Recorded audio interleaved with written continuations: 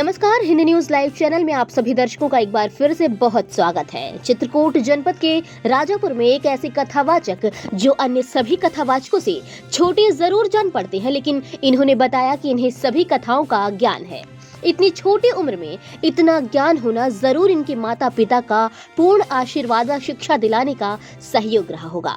जी हाँ, जनपद के सबसे कम उम्र के कथावाचक जिनका नाम राघव शुक्ला है, इन्होंने बताया कि कई राज्यों में जाकर इन्होंने अपनी कथाओं को सुनाकर लोगों को मंत्रमुग्ध कर दिया है। आइए देखते हैं आगे की वीडियो में कथावाचक राघव शुक्ला की कहानी इन्हीं की जुबानी। माइक कैमरे के माध्यम से आप पहले अपना पूरा परिचय दीजिए। जी, हमारा नाम राघव शुक्ला है। पूरा नाम श्री बालव्यास पंडित राघव जी महाराज है। अगर आप अपने YouTube चैनल में हमारा नाम डालेंगे तो हमारी कथाएं चलती रहती हैं। और हम महाराज यहीं के राजापुर में हमारा जन्म हुआ है। जन्मभूमि तो हमारी राजापुर है एवं कर्मभूमि हमारी चित्रकूट है। चित्रकूट में भी अपना मकान है, वहाँ पर हम रहते हैं। महाराज हम 21 वर्ष से हम कथाएँ कर भगवान की भक्ति में लगे हैं। हम आज कृष्ण कथा, राम कथा, शिव कथा, ऐसी कथाओं का कथावाचक हैं। ऐसी कथाएं हम कर रहे हैं। हम 2021 से कथा कर रहे हैं। महाराज आज तक हमने न जाने कितनी कथाएं की, दूर दूर कथाएं करने गए। राजस्थान, दिल्ली, उड़ीसा, कन्नौज, ऐसे ऐसे स्थानों पे हमने कथाएं की। और आज हम बाबा गोस्वामी, जो हमने कथा पहली बार आरंभ की, तो ये कथा हम यहीं से सर्वप्रथम राजापुर बाबा गोस्वामी तुलसीदास जी महाराज की नगरी से ही आरंभ की कथा।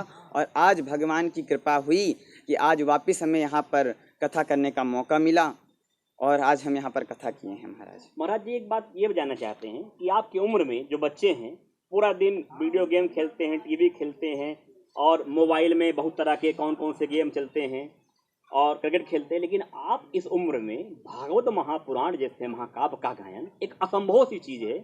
आपके अंदर ये भाव कैसे आया और आपका जो प्रेरणा स्रोत है वो कौन है? महाराज, हम बालपन से ही, जब बालक जन्म ले लेता है तभी से उसकी शिक्षा दीक्षा आरंभ कर दी जाती है। हमारा जन्म हुआ यहीं पर राजापुर में हुआ। हमारे माता पिता ने हमारे बालपन से ही हमारी भक्ति भगवान पर लगा दी। चूँकि हमारे पिताजी हनुमान जी के बहुत बड़े पुजारी हैं। हमारे पिताजी अपनी बातें बताया करते हैं हमसे कि जो हनुमान, जो भगवान को नहीं छोड़ता उसे भगवान नहीं छोड़ते। पांडवों को कौरवों द्वारा 13 वर्ष का वनवास दिया गया, 1 वर्ष का अज्ञातवास, टोटल 14 वर्ष वनवास दिया गया। महाराज, उस वनवास काल में पांडवों ने भगवान को नहीं छोड़ा तो भगवान ने पूरी जिंदगी उन्हें नहीं छोड़ा। महाराज, हम लोग दुख में तो सभी भगवान को याद करते हैं, सुख में कोई नहीं करता है। दुख में सुमिरन सब करें, सुख माँ करे न कोई। जो सुख में सुमिरन सब करें तो दुख काहे को होए। महाराज, यदि दुख में तो सभी को भगवान के पास, हम न जाने कितने भगवान रहते हैं, उनके पास हम जाते हैं, विनतियाँ मांगते हैं, जितने भगवान, हजारों भगवान याद आ जाते हैं तब। मगर जैसे ही सुख आया, सुख का अनुभव होने लग जाता है, सारे भगवान देवी देवता। बिल्कुल सही। अब तो भगवान से लोग सीधे सौदा करते हैं। 5 रुपए के नारियल में 5 करोड़ की प्रॉपर्टी मांगते हैं, नौकरी मांगते हैं, भी बच्चे मांगते हैं। बहुत सारा हम देखते हैं, हम भी थोड़ा सा जुड़े हुए हैं आध्यात्म से। महाराज जी, ये आपके अंदर अभाव, ये आपका 4 घंटे बैठकर भागवत महाकाव्य जैसे पारायण का पाठ इतनी जनता के बीच में, बहुत खुशी की बात है। हमें आप जैसे बच्चों पे गर्व है। आप हमसे छोटे हैं, हमारे पड़ोसी भी हैं। आप महाराज जी, आप अपने उम्र के बच्चों को, चूँकि घर में समस्याएं बनी हुई हैं, बच्चों से लोग परेशान हैं, अपने कहना नहीं कोई मानते हैं, और एक आप हैं कि आप इतने महाकाव्य जैसे महापुराण का गायन करते हैं, तो आप उन बच्चों को हमारे कैमरे के मदद क्या संदेश देना चाहते हैं? महाराज, हम आपको एक छोटी सी कथा सुना रहे हैं। एक बार अर्जुन जी ने एक सपना देखा कि एक गाय अपने बछड़े को इतना चाट रही है कि उसके रक्त निकलने लगा। महाराज, जब गाय का बछड़ा जन्म लेता है तो गाय उसको चाट चाट करके साफ करती है। महाराज, वो गाय इतना चाटी कि उस बछड़े के अंदर से खून निकलने लगा। बम्बहार है लेकिन फिर भी वो चाटते जा रही है। अर्जुन ने जब भगवान श्री कृष्ण से कहा, कन्हैया, आज मैंने ऐसे ऐसा सपना देखा। भगवान ने कहा, देखो, कलयुग में ऐसा ही होगा। माँ बाप अपने पुत्र से इतना प्रेम करेंगे, इतना प्रेम करेंगे कि वो बालक बिगड़ जाएंगे, गलत रास्ते में चले जाएंगे। महाराज, कारण क्या होता है? आजकल बालक से माता पिता इतना प्रेम करते हैं, इतना क्या कहना।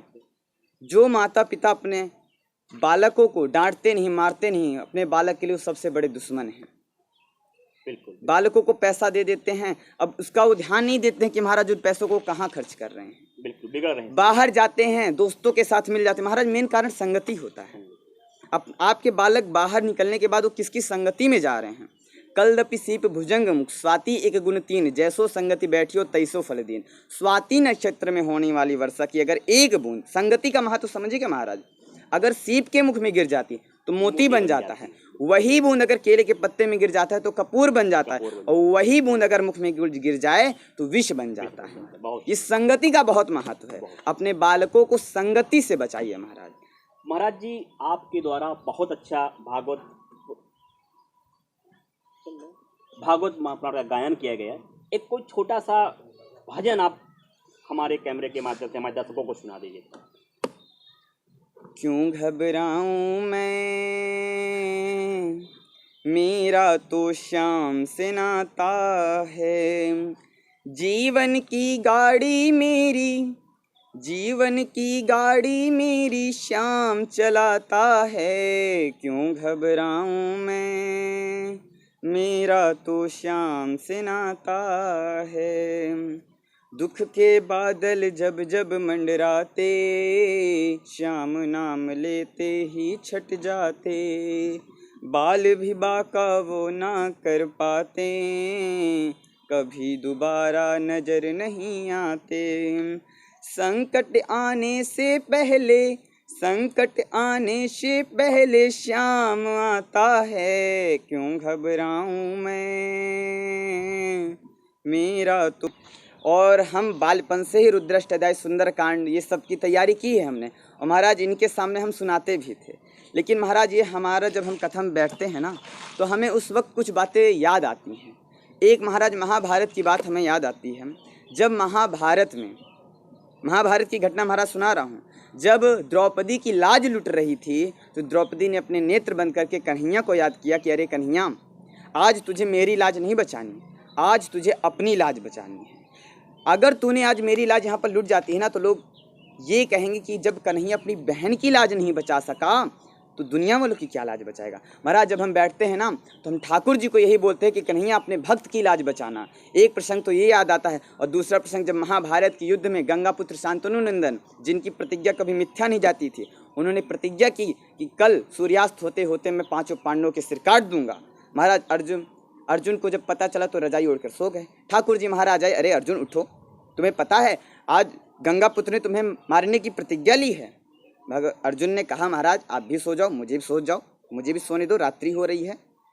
फिर भगवान ने कहा कल वो तुझे मारने वाला है, कोई मजाक थोड़ी ना चल रहा है। उन्होंने कहा कन्हैया, जिसकी रथ की डोर आप चला रहे हो, जिसकी गाड़ी स्वयं आप चला रहे हो, उसे डरने की क्या जरूरत। भगवान मैंने तो आप पर विश्वास कर लिया, मैंने अपने रथ की डोर आपके हाथों में लफा दी, अब चाहे तो भवसागर से पार लगा दो या डुबा दो, चाहे युद्ध जिता दो या फिर हरवा दो, मर्जी तुम्हारी है। कठिन परिश्रम है कि आपको जो आपने कहा कि उसकी देख रेख समय समय पर गार्जियनशिप बहुत महत्वपूर्ण होती है। महाराज जी बहुत खुशी हुई आपसे मिल करके, और बड़ी अच्छी कथा रही आपकी। कथा आपका हमने भी श्रवण किया है। आप ऐसे ही कथा करते रहें, हम आप सबका और अपने धर्म का प्रचार प्रसार करते रहें। जय श्री कृष्णा, जय श्री राधे।